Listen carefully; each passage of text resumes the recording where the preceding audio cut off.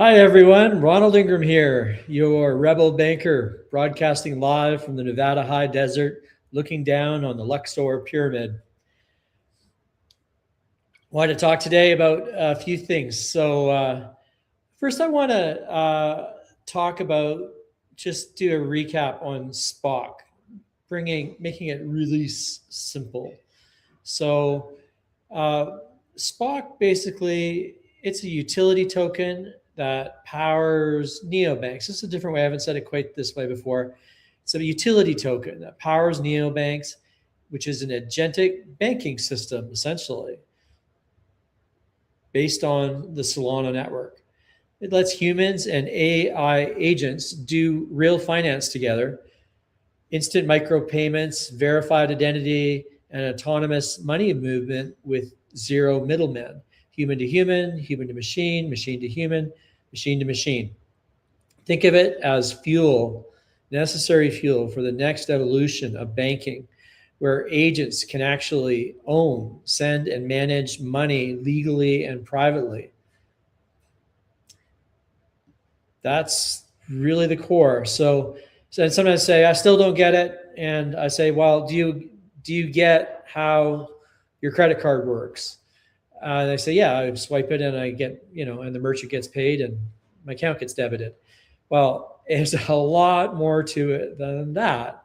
And so that's where we get caught up but this is novel, right? We are changing the plumbing. And that's another simple way of explaining what Spock and Brok and the Ingram evaluation matrix and the Neoscore and all this. You have essentially a complete banking infrastructure that it runs on it has new plumbing, new pipes, or many in the payments sector or fintech are fond of saying new rails.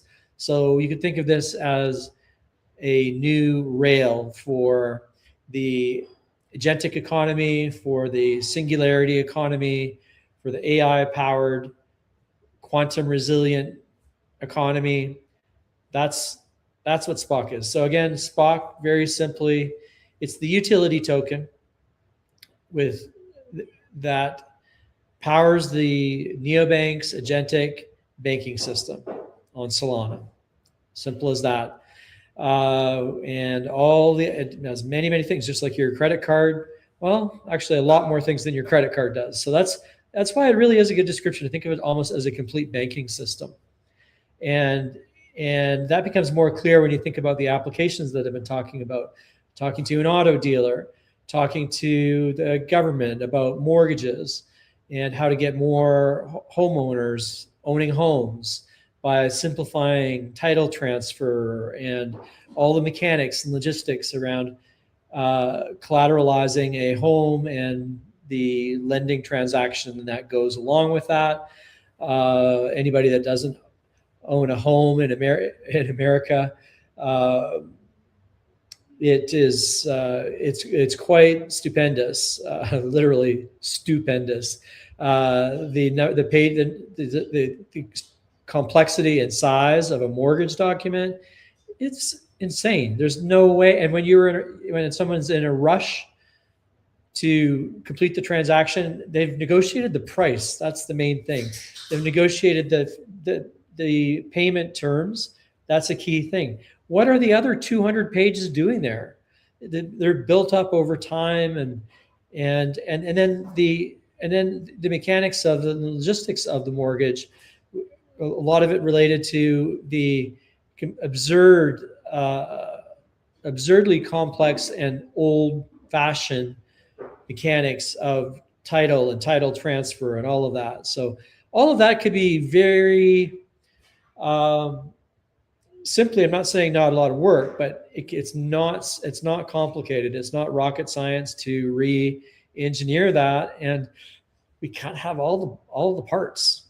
So that's why I can build, because to build a Brok, right, which is your super robo genius private banker, you kind of need to have all of those elements already baked, all the ways of calculating loans and loan contracts and terms and all those things that a banker does are at the center of most of our financial activities in life.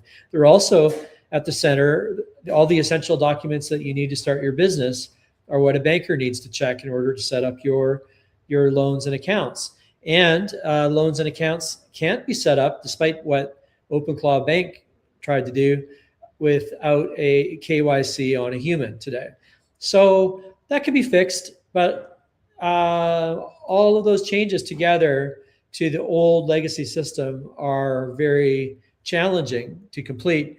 Whereas we're starting with a clean slate, and that is adapted to the moment where machine-to-machine commerce eclipses human commerce, the moment that the traditional legacy credit scoring system becomes simply unmanageable and unlawful in many cases, at least, or will be unlawful in terms of the expected standards of privacy and compliance that have yet to hit America. And some of those are good, even though they come out of Europe. It's good for people to have more privacy. Now, the problem is, of course, the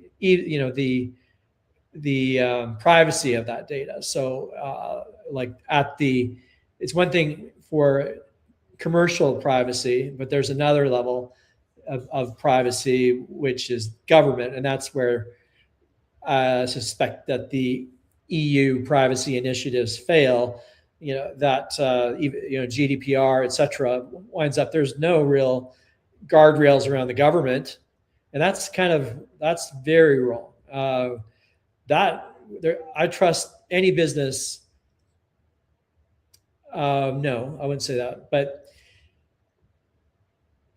there needs to be ultimately the individual needs to be in charge. You need to have self-sovereignty. You have to have national sovereignty, and you need to have private property rights, and that means being able to move money in and out of your bank, which is another thing that you might have seen some of my comments that came out recently. I've got a bit of a bee in my bonnet, as my grandmother might have said, but with this whole, we are there. I haven't really heard anyone speaking about this, but I have seen it now clear as day, and I'm gathering evidence of bank throttling, credit unions and banks, traditional financial institutions throttling the funding of crypto accounts.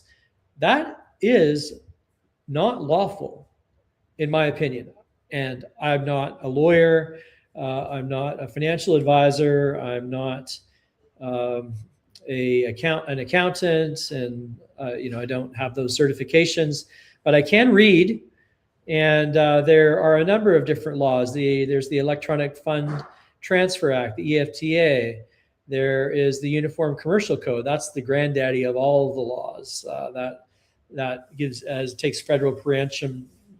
Federal preemption means that it applies above and beyond all states. This is one of the hardest, most core laws to our economic system.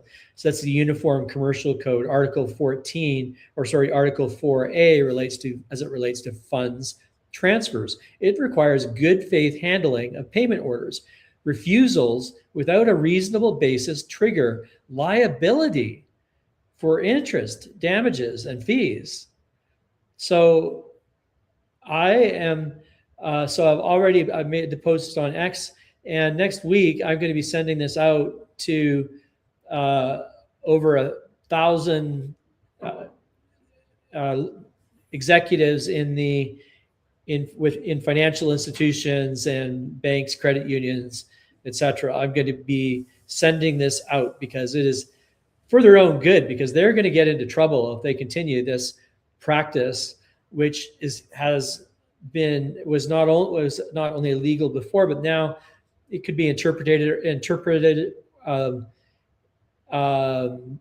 different interpretations, meaning the application of law is different. But now the clear signal is from the executive order level and from all of the instructions and guidance that are coming out of government offices that that digital assets are legal. So there is, banks have to be very careful about denying people access to their money. That should not be possible. And I'm frustrated, and I was very frustrated seeing the ladies of Las Vegas at my event last week, having to call their private bankers even, and they can get through and still being throttled. In some cases, $500 a week was the maximum that they were able to. I had one lady who, like, $1,000 spot purchase is nothing to her. That's like a nice dinner with clients, right? That she would do frequently. It's nothing for her. And she was ready to plug it in. I had to say, oh, what's your bank? Oh, that's not going to go through. The maximum that they're letting go through is 500. Imagine what that would do. So this is directly impacting us. And this is directly affecting every crypto program in the country. And now Coinbase. So one of the workarounds is Coinbase, which creates another step. So now they have to not only open a Soulflare wallet, but because they can't directly fund their Soulflare or their Phantom wallet to be able to purchase Spock. Now they have to go to Coinbase, because Coinbase has put in tons and tons of time and money and lobbying efforts, and Brian Armstrong is in DC all the time, but we don't want Coinbase to have a new monopoly either now, do we? Right? There needs to be more than one crypto voice in DC. It can't always be about Coinbase. So I am asking you, please, everyone, share this with your dev. For if you're involved in any other coins, any other projects, tell them to contact their bankers and their legislative representatives and tell them that this is happening. And also get behind Spock. And because I have a direct line, and I will be bringing this to DC. I already have mentioned it, and I'm starting next week. I already started. You saw my post today, and you saw that I copied the White House. I copied the Treasury Secretary Bessent. I copied David Sachs. I copied Doge. I copied Trump himself. I copied who else? Oh, the Federal Reserve. So this is amazing. We're all sorry to see I have the utmost respect for the Federal Reserve, who regulate my bank and are reasonable. So I respect them, and the income. But I'm rather excited about Walsh coming in as our new Federal Reserve chairman, and that's set to happen on the 15th, I believe. So that is a big turning point. As I mentioned before, the incoming Federal Reserve chairman, Walsh, has 30 crypto in his very own personal wallet. That's legit. That's confirmed and true. So that's exciting, and very promising for everyone in crypto. Another violation with this throttling that's going on is the Bank Secrecy Act, BSA Act, the National Bank Act, the Federal Credit Union Act, the Guiding and Establishing National Innovation for U.S. Stablecoin Act. That's the Genius Act, and the EOs and just the tone.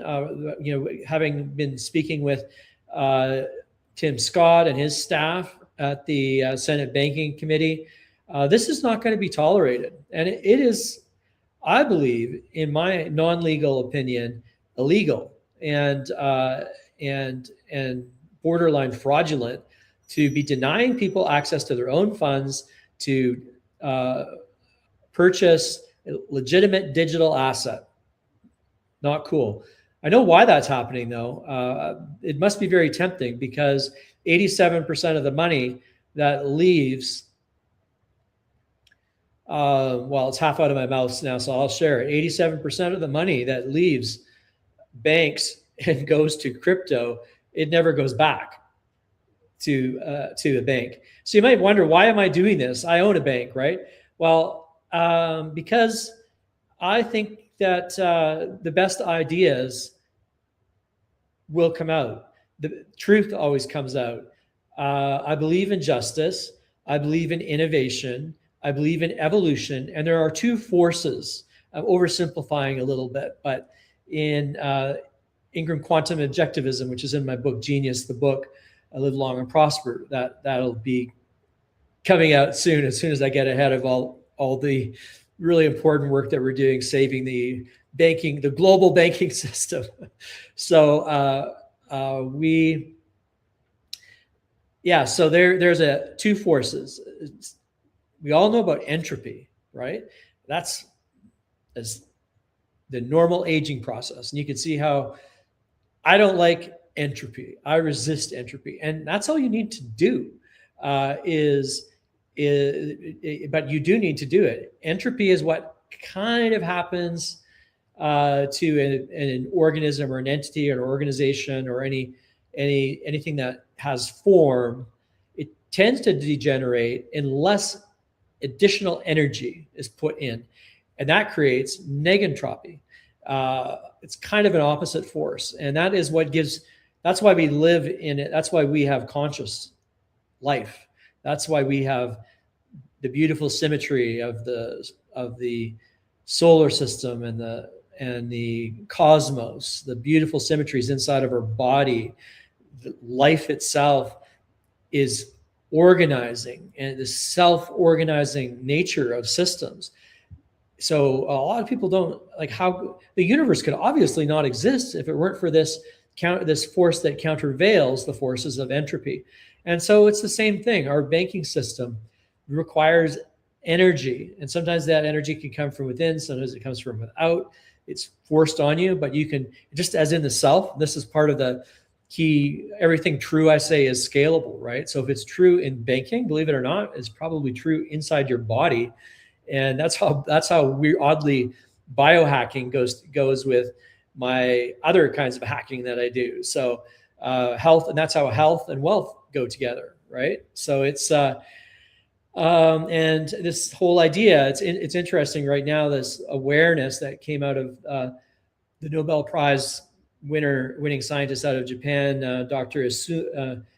Yasumi, who articulated finally clearly the principles of autophagy and how they work in the biological organism to regenerate and purge and regenerate and recycle damaged cells in the body to create fresh new cells and to stimulate fresh new stem cells that replace old damaged cells, and recycling recycling and re-energizing and revitalizing. This is one of the key areas of study and research going on in biohacking that I incorporate very heavily into my biohacking protocol. We need to apply that same discipline to the banking system and probably the healthcare system and many other systems. They get old. They need autophagy. They need to be, and it's almost can be thought of as fire, as like a purging fire, like burning dead wood. The forest fire that that burns out the dead wood, and then new, really vibrant life comes about as a result. And that's what's happening right now. And the whole singularity and the pace of change, the global cognitive dissonance, this speaks to a certain person that has been lurking and often suppressed in society, and now this is their time. This is the time for the humans that have been repressed and suppressed, the innovators and creators who see what's broken and see solutions but are ignored. Now, as Dr. Struff, actually, I couldn't believe he said that, and said this in our, as many of you know, we just concluded the first Neobank conference, Neobank and Digital Transformation Conference for banks. And Dr. Struff literally said to all these bankers, for all America to hear that nerds, and he said, not your typical nerd, but he specifically referred to myself and himself and sort of this class of what he referred to as nerds. He said, we're all going to be working for nerds. So I guess that means he's going to be working for himself. Anyway, but and so now with ZPE and with ZPEs, so zero person entities, enterprises that are able to spin up a whole business that would be equivalent of 100 people.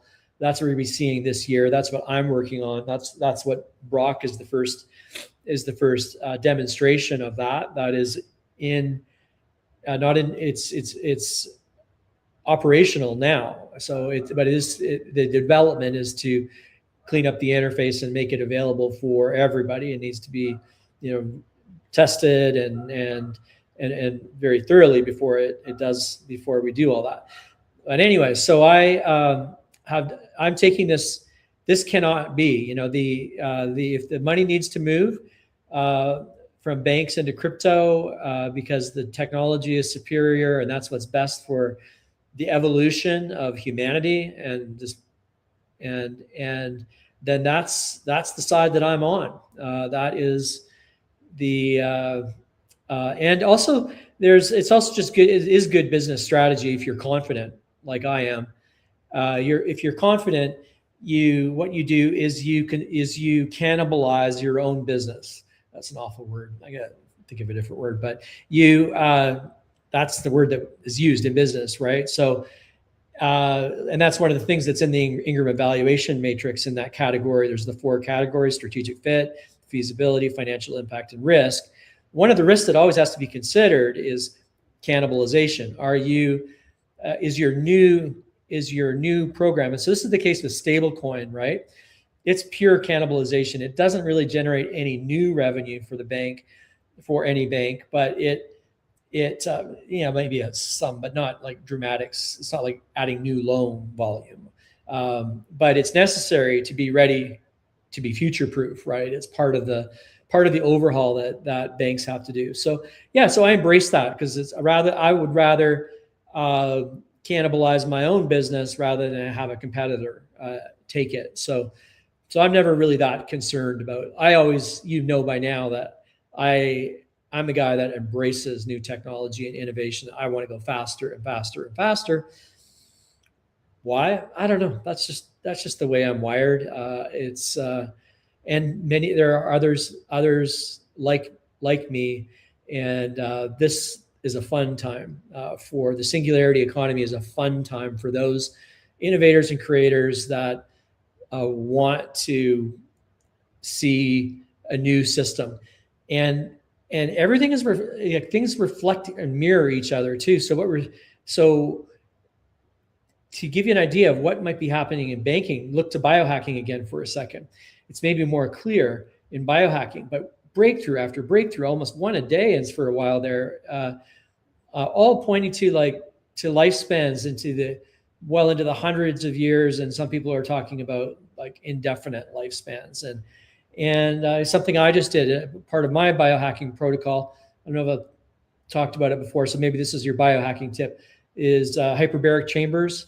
So I did an HBOT, and HBOT is the short for hyperbaric chambers, where you immerse yourself in oxygen at 2 times sea level atmospheres, so 2x atmospheres, and yeah, you just hang out in there. I do some things in there that I won't talk about because they're they're potentially dangerous, but I experiment on myself. Just, you're not supposed to do breath work. That's all it is. But you're not supposed to do breath work. You're supposed to breathe naturally. And I would advise you to always check with your doctor. I'm not a doctor. But there's hard data that shows that your telomeres are lengthened dramatically from HBOT treatments. That's just one small part of my protocol. That's in most biohackers' protocol now, but it especially impacts your skin, which I'm surprised that more women don't use it yet. but because it's just because that is the surface area that's most directly exposed to this high pressure oxygen, I would guess. And that's just a guess. That's not a scientific paper or anything, but stands to reason that those are the tissues that are getting the most impact. So also, I think also check with your doctor. But another thing that you can do is have some exogenous ketones before you go in. You can have manufactured by HMVN is a good manufacturer. They were developed by DARPA. I have no financial interest or incentive or sponsorship from them.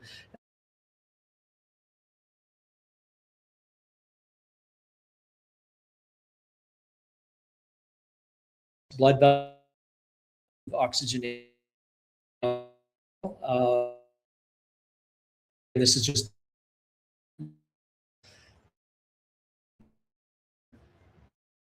as a your own not a doctor, I'll say on it. So you saw just a minute ago got submitted listing. I did pay extra for the accelerated version, but just hope, I think within a week or so. It took CoinGecko said it would take a week. It took about 5 days. CoinMarketCap, CMC, I understand they can a bit longer. Gecko's, I think they're neck and neck with CoinMarketCap, but we don't show up on CoinMarketCap yet. So that's a big boost. I think a few people were asking me to do it. So just it's a lengthy and very tedious. Yeah, it was I had a to attend things, so it was if something to do rather than the more with that so the listing was very technical. It couldn't be % audit, but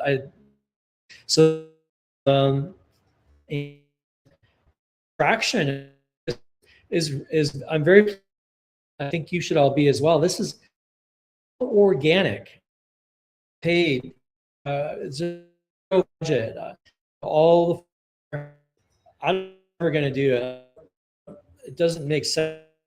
You tell me if you're not in on it, but I see the value to having people for us that do all the hype, charge you $60 to $100, $250 in one case, just to post something on Pock, and that just doesn't seem authentic to me. And so we haven't done any of that. Exchange listings, I'm looking at that. That might make some sense, but we're doing very well with just organic growth. So we've tipped over 2 million, and I think that there are a number of large folks, not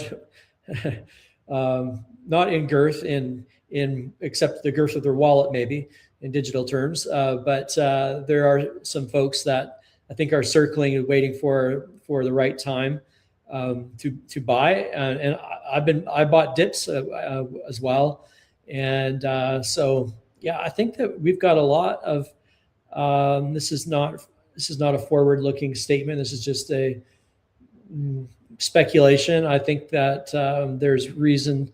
I personally think that we've got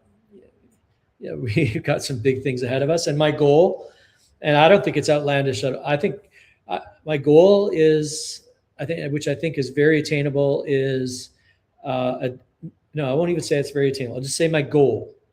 Okay, so I just try to make sure that we're not crossing into hype. So my goal is $1 per SPOC.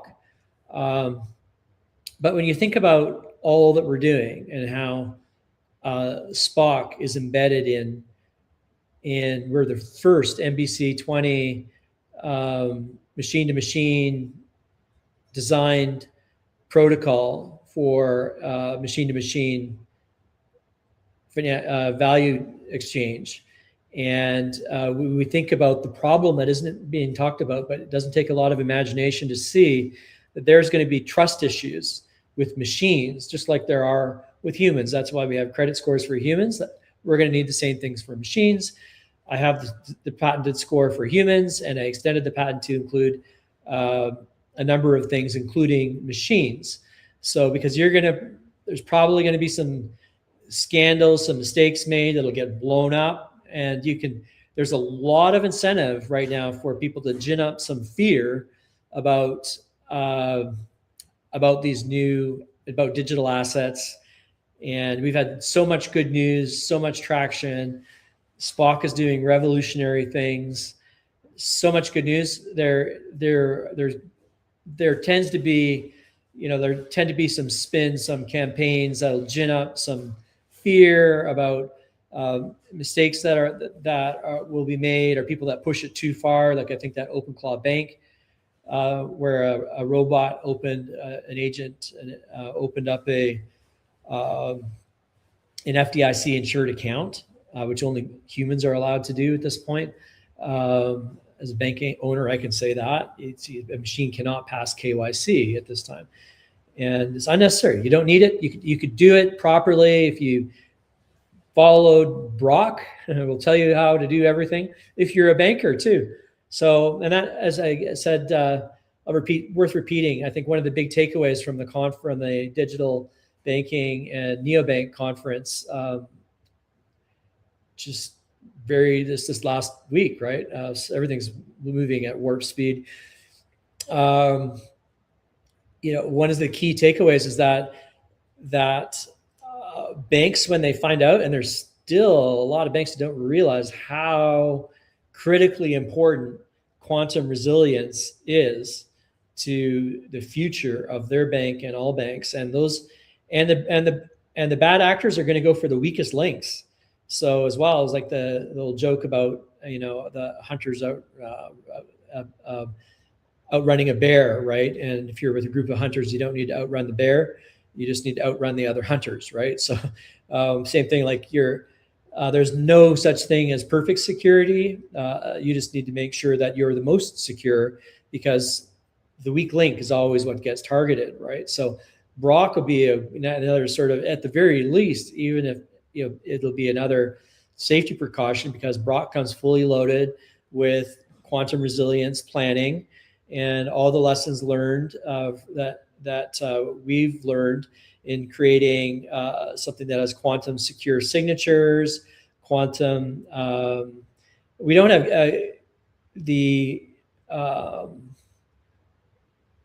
I'll just leave it at that. There's another, the two levels, right? There's the quantum resilient signatures using dilithium. Don't you love all these synchronicities, right? Dilithium. If you're a Star Trek fan, you know that's the material, the mineral that was used, the element that was used to power starships were dilithium crystals.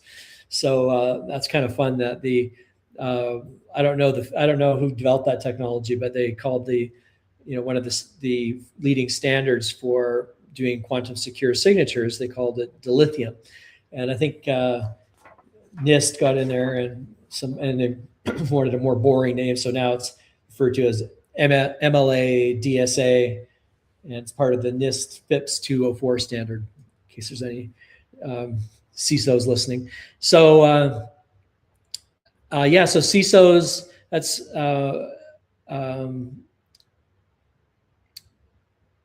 corporate information security officers, and the subset of the CIO office, the Chief Information Officer office usually. They are going to get slammed with this quantum compliance, you could call it, I guess. All these new things that you can append, you can add the word quantum to it. It's kind of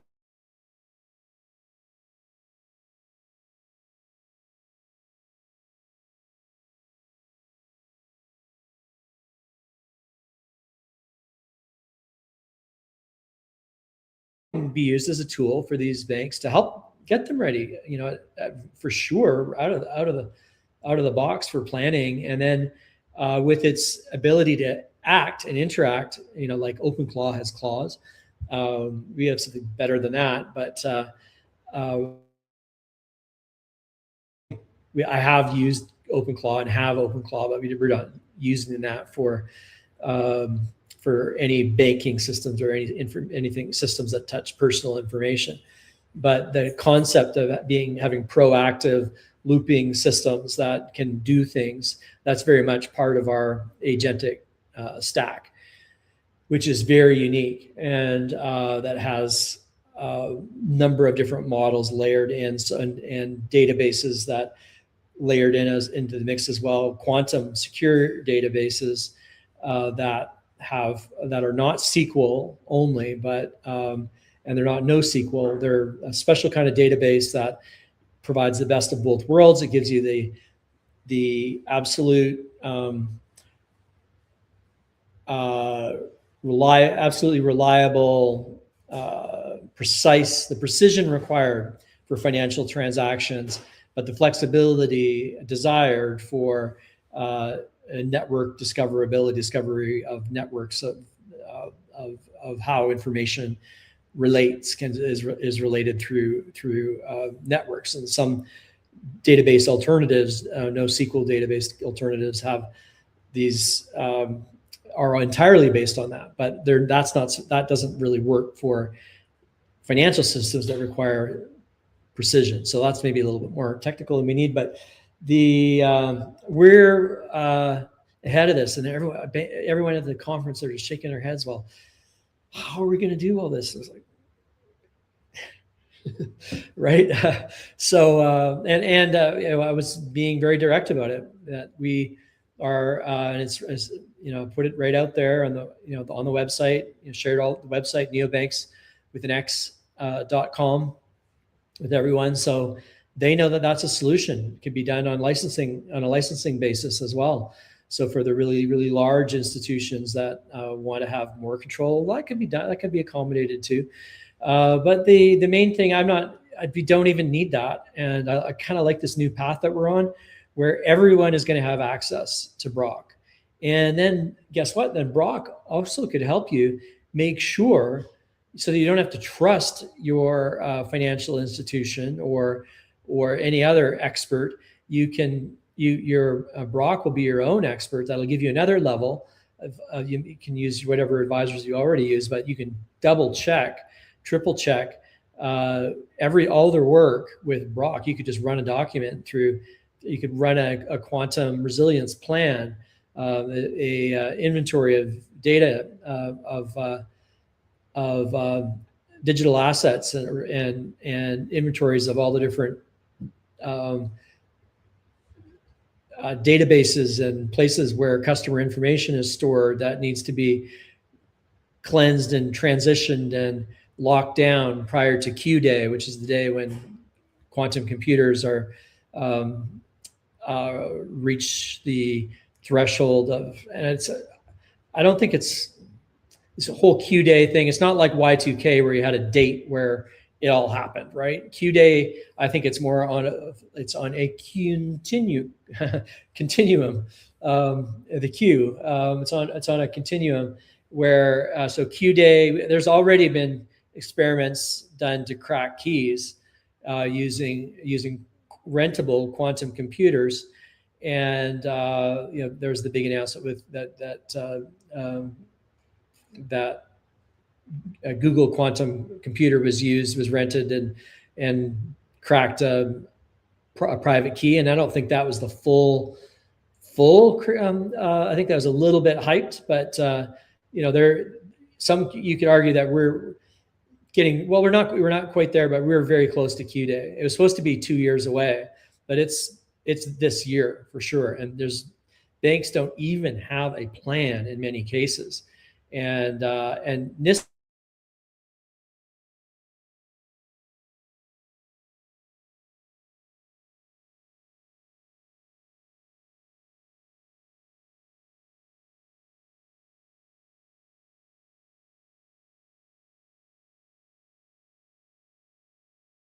the core here. So what we're talking about, what stock is doing, and you don't need to know all the plumbing. I get too into the weeds, perhaps maybe for some, but in terms of just an asset, clearly we got a lot more going on here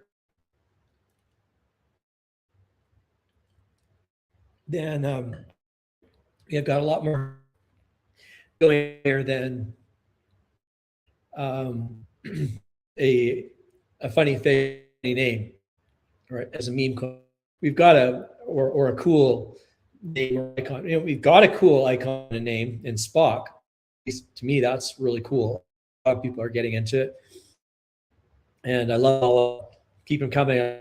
The Spock gifts, the Spock flashing the live long and prosper salute, and I love all that stuff. Very engaging and fun. And apropos, we're about logic, quantum logic, quadratic logic, just binary logic, and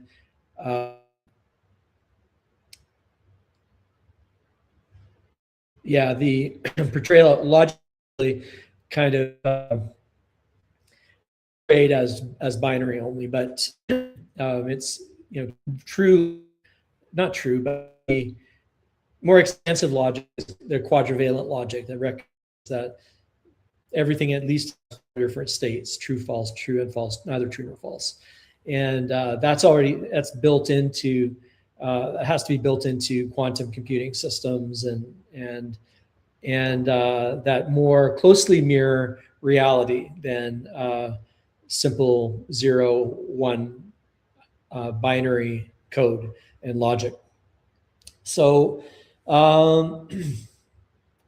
let's see, is there anything else? So the CoinMarketCap update, that was big. Bank accountability, I'm going to be on that this week.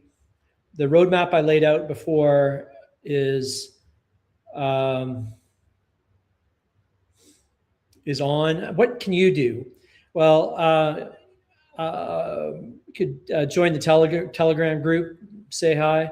There's some document PDFs and things that point there. I think I should maybe take down. We've got this buy bot that posts every buy, and it's almost it kind of overtakes the stream. It might be a little bit easier to it might be more useful almost. I think we all know, right? There's a ton of transactions flowing through the system, and now that we're on Jupiter and CoinGecko and Pump Fund, and there's lots of places to get the data on your wallet, you can see the volume real time. So I think unless anyone objects, I'm going to stop the buy bot on Telegram, or unless I can maybe just calibrate it. So I think I will just take it out altogether, so we have a little bit more clear space to see the comments and communicate with each other.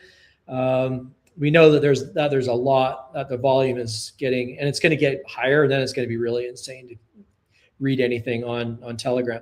But join Telegram, check in there, and there's some things that you can speak a little bit more openly. Like with X, we have to be a little bit careful, and other platforms, you have to be a little bit careful not to we get excited and we want to share, and I have to watch myself as well that I don't overshare or overpromise or get too caught up in the hype of it all. Right? We don't need the facts are amazing enough. We really don't need to. We don't need to embellish or hype anything.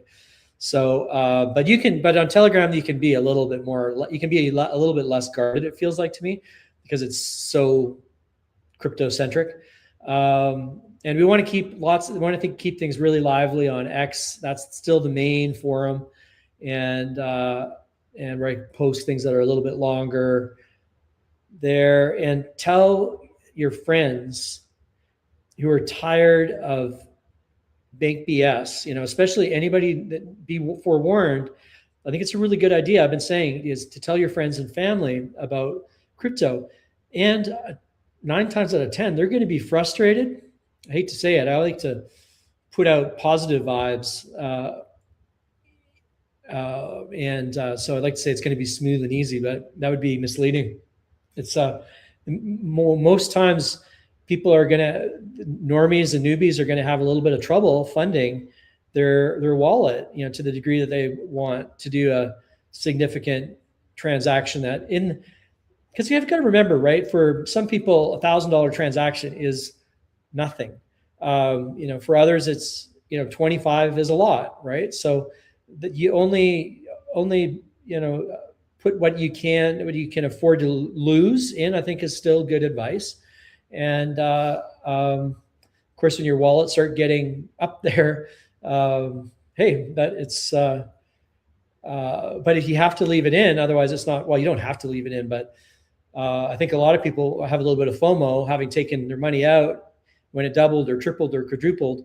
It's 20x. So many people have had a 20x return, right? So that were there since day one. So and good for you, for those of you that saw the potential that early. There are a few of you that have been there since right from day one. So congrats, and that was a little bit of luck there too, because we haven't done any marketing, but now I do want to spread the word, because not just for this project, but for all the projects out there for crypto, and because we need more voices out there that speak banker and that speak government and that speak technology and all the different languages of math and economics, right? So I am advocating, and I will advocate, and the bigger this project gets, the more clout it has. If I walk in there with $100 million project, this is going to be all over the news, and then I'm going to have that much more of a platform to talk about these issues that need to be solved, and to normalize crypto for all use cases. And we got to act quickly, because there's going to be a lot of fear and disinformation FUD out there, and we've got to continue to move quickly. So I've got to develop quickly. I got to do more development. So and if you can all help speak more, communicate more, and particularly that one I said about people, and anybody that you encounter or hear any newbies or normies that do have trouble, tell them to take screenshots, tell them of what the message says and what the bank is, because I'm going to put together affidavits, and I'll later, but let's gather the records, gather the information. I'm going to put all this together, and I'm going to demand change. And I have access, and so we will be heard. So make this project bigger so that it has more clout. So it's not just about the ROI; it's bigger than that. There's a mission here to. If the banking system is more efficient, that's a big part of this singularity economy, where there is abundance, for exceeding abundance beyond anything that the world has seen. And just think, if 100 years ago, looking to today, what we already have would seem unimaginable. Well, 100 years from now, 10 years from now, what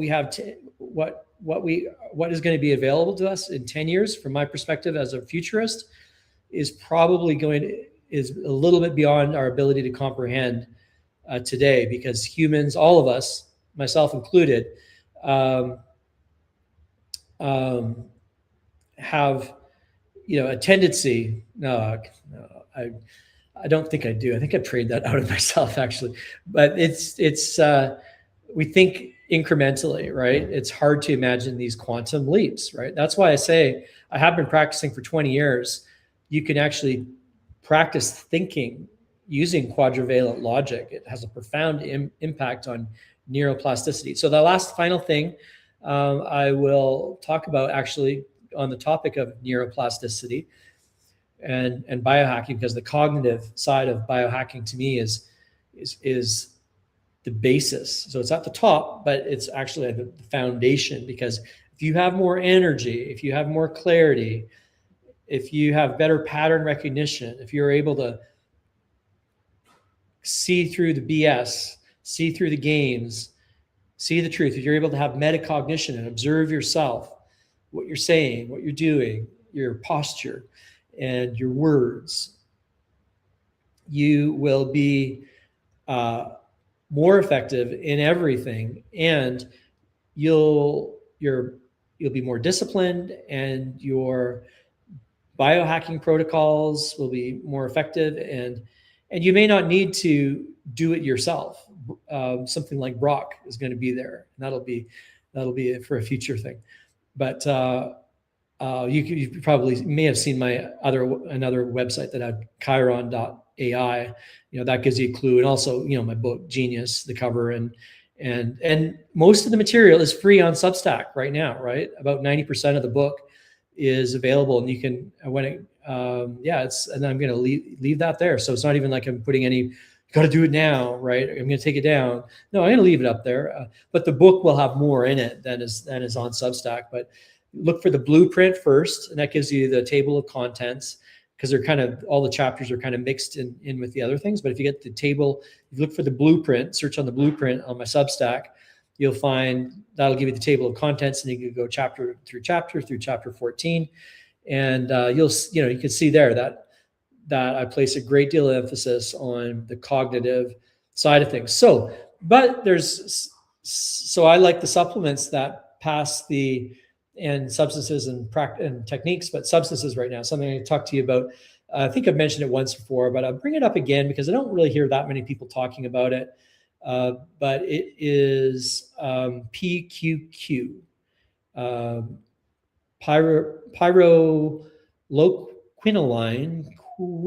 quinone. Let me say that again. Pyrroloquinoline quinone. I don't say that. I usually just say PQQ. And it's sometimes mixed with CoQ10. But PQQ, it's a powerful mitochondrial support. And I was reminded because when I put on my Star Wars shirt tonight. So because PQQ, it comes from the stars.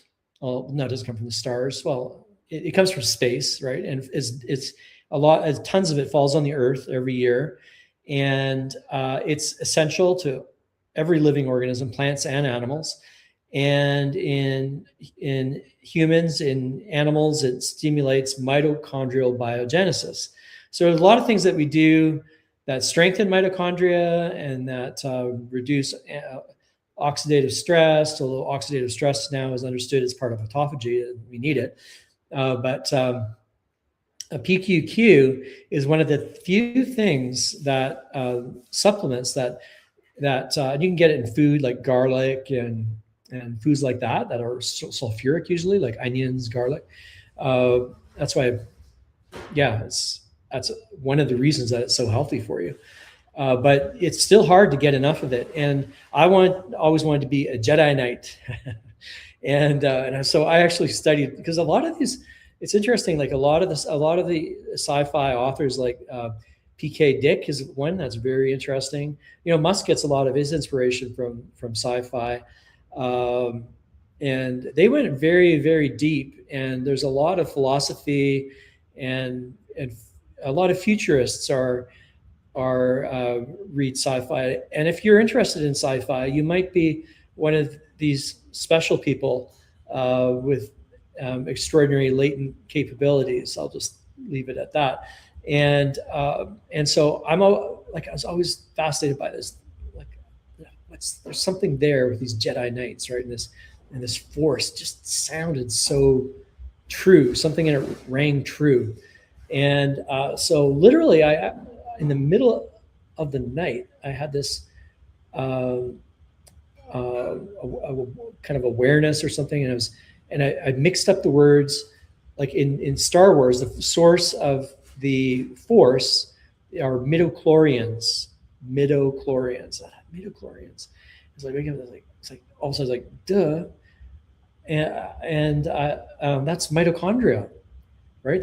And sure enough, late at night, I found some obscure interview, and George Lucas said that he got the inspiration for midichlorians from mitochondria, and that gave me a whole new and then when I looked more into mitochondria, just like midichlorians are a symbiotic entity, right? That lives symbiotically, like a different organism with its own DNA.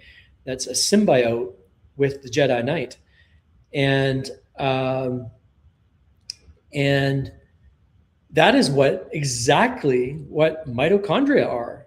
Mitochondria are symbiotic organisms and entities with their own communication network that we're just starting to understand and unravel. So it's fascinating. We're all connected, perhaps, at a level that's outside of our normal consciousness.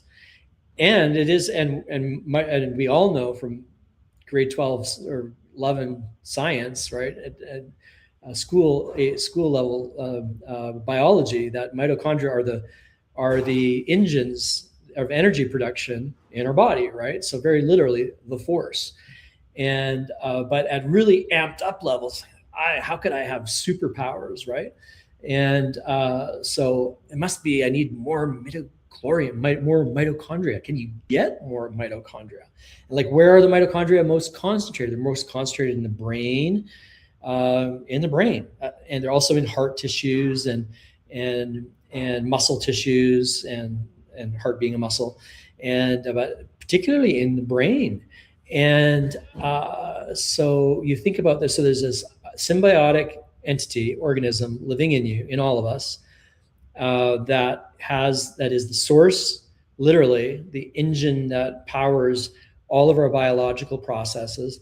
That's still not fully understood. That is supercharged by this space dust, and which was also discovered by doctors at NASA. It's like, you can't make this stuff up, right? It is like right out of science fact, or science fiction, I mean. So the really fun stuff. And so that's whenever I think of Jedi Knights, I think of mitochondria, and I think of PQQ. And just the way that I found out about PQQ, literally through a dream. And it was only like about probably about 20 years ago. That's my default number. That Mitsubishi Chemicals isolated it, manufactured at scale. So you can buy PQQ anywhere, relatively inexpensively. It's getting a little bit more popular. I guess people are talking about it a little bit more. And but it's not an expensive thing. It's kind of an orangey pill, and you don't need liposomal delivery. Just oral pill form is fine, and it crosses the blood-brain barrier. Has been studies done, papers done, scientific double-blind, placebo-controlled studies done in Japan again, and Japanese seem to be ahead on a lot of these things. Maybe less. Anyway, I won't speculate. But so yeah, fascinating. So I mentioned it before, but I didn't tell you the whole story behind PQQ and how I found out about it. And it's a pretty cool, inexpensive little supplement that I'm not a doctor, but I don't think there's anyone that even really talks about any kind of side effects. But I'm not a doctor, so. That's it for today. So Star Wars, I realize it's a different theme, but it's than Star Trek, but it's all about the science fiction theme and negentropy and the morphogenetic field, and expanding our awareness and our capabilities and evolving. And you have to just keep moving forward. That is the nature of negentropy. It's always going. It's always like civilization. It has its ups and downs, but for the last few thousand years, at least, it's been predominantly upwards, right? And that's where, and so that requires an upgrade to our banking system, wherever that leads. And now is the time to put together a whole bunch of all these things converging. Now is the time for Spock and for neobanks and this whole banking, essentially a whole new banking system to support this new economic system that we're seeing. And we can tackle this one sector at a time, seeing how it works in automobile lending and mortgage lending, all these different things. Okay, so thank you everyone, and spread the word just about any part of this, not just for the benefit of the market capitalization, and although the two go together, right? For the more impact, the more successful this project is, the more impact we'll have for the benefit of every crypto project and every innovation in banking, and to purge the detritus, the decay, the layers of garbage that slow everything down and lock up capital, right? And we liberate that capital, and that's a big part of taking us into the best version of the singularity economy. Live long and prosper, my friends.